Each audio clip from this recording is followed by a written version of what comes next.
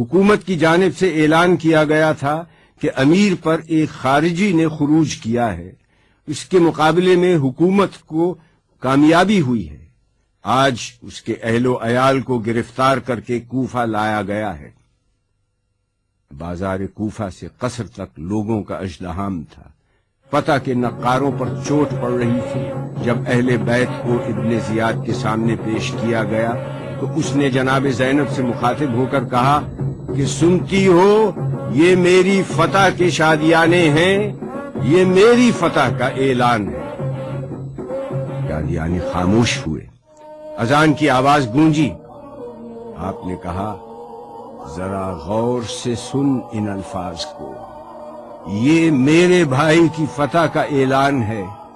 شادیانے بند ہو جائیں گے لیکن یہ اذان تا قیامت گونجتی رہے گی اور میرے بھائی کی حقانیت اور اصول پسندی کی یاد دلاتی رہے گی۔